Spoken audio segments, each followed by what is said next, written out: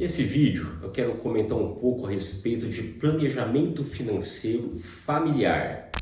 Quando eu falo isso, quer dizer que envolve não só marido e mulher, mas também os filhos. E isso é fundamental, é de extrema importância. Então, quando a gente fala de planejamento financeiro, muitas pessoas, a primeira coisa que vem na cabeça é guardar dinheiro. Acredite, existe um passo antes de guardar dinheiro, que é ter o objetivo. Qual é o objetivo desse planejamento financeiro? A gente já está falando de uma aposentadoria, a gente está falando de um apartamento, a gente está falando da educação dos filhos. O que está envolvido nisso?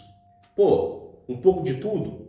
Legal, normalmente é isso. Às vezes não. Às vezes tem avós que podem bancar a formação dos filhos, às vezes você já herdou apartamento próprio ou casa própria. Enfim, isso vai variar muito, mas de fato, um planejamento envolve no mínimo aposentadoria, educação e moradia, básico. E aí os gastos mensais com saúde, segurança, etc. Bom, primeiramente, tudo fica muito mais difícil quando é o marido ou a mulher, um dos dois assume a missão, porque você consegue pensar para você, mas não para alguém, por mais que você conheça esse alguém. Ou por mais que esse alguém te dê carta branca. Eu já tenho vários vídeos, eu falo muito sobre isso, e muita gente sabe também que no mercado financeiro, quanto maior o risco, maior o retorno. E se no casal, uma das pontas é conservadora e a outra é agressiva? Uma outra coisa que eu falo é, na cabeça de um, planejamento financeiro é aposentadoria.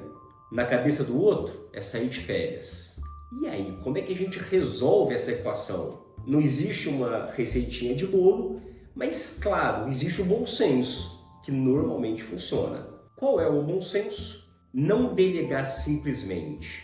Pode ou o marido ou a mulher ficar encarregado, aquele que gosta mais de investimentos e de números e de cuidar do dinheiro, ficar encarregado, mas tem que existir uma conversa frequente a respeito.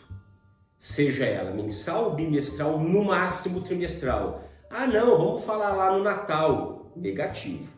Eu acho que é uma responsabilidade que nenhuma das pontas deveria assumir sozinho. Até porque o mercado financeiro não é nada fácil. Quem já faz aplicações financeiras sabe disso. Tem momento que ganha muito dinheiro, tem momento que perde, tem investimentos mais conservadores, tem investimentos meio termo e os agressivos. Enfim, não é nada fácil. Então não é uma missão tão simples como, cuida aí. Não, negativo. Dado tudo isso, um quer gastar, um quer poupar, um é conservador, um é agressivo. Como é que a gente faz esse planejamento? Existem métodos. Por exemplo, se um no casal é agressivo e o outro é conservador, você pode ou fazer o planejamento em contas separadas ou utilizar uma única conta e estabelecer limites. Até 10, 20, 30% do capital você põe no risco, o restante não. Pronto, é uma maneira de se fazer. Quando um quer gastar e o outro quer poupar, o que se pode fazer? Olha só, normalmente no início, logo o casal se casa e vem o primeiro filho, não tem dinheiro para poupar. A partir do momento que a conta se equilibra, que tal, sobrou da nossa renda, sobrou 10%. E se você gastar 5% e poupar 5%? À medida que essa renda vai crescendo, você gasta 40% e poupa 60%. Gasta 30% e poupa 70%. Estou dizendo daquilo que sobrou. Poxa, Daniel, mas nunca sobra nada.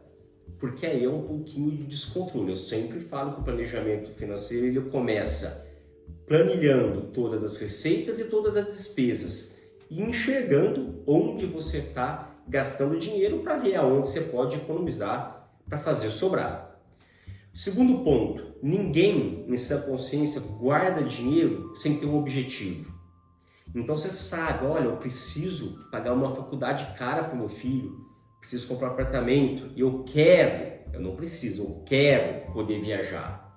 Então você vai dar um jeito de fazer sobrar dinheiro no orçamento e colocar em caixinhas separadas, voltando agora para o planejamento.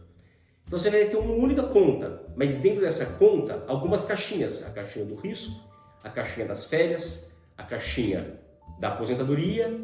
é a caixinha do apartamento. Então perceba que não é tão simples, mas também não é um dragão de 7 cabeças fazer um planejamento financeiro familiar. Vamos juntar um pouquinho disso tudo. Primeira coisa, estabelecer objetivos. Segunda coisa, estabelecer metodologia. Aí envolve conservadorismo ou um pouco mais de risco, estabelecer limites. Necessariamente conversas periódicas, não ultrapassando trimestralmente. À medida do possível, envolver os filhos também. Então muita gente acha que ocultar é o melhor caminho, muito pelo contrário.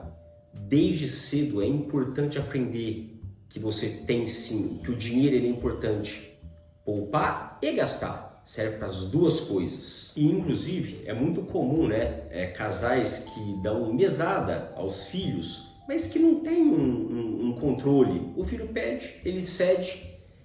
Eu acho mais interessante, de fato, ter uma mesada. É aquele valor e quem tem que ter o controle de quanto gasta é o filho e não os pais.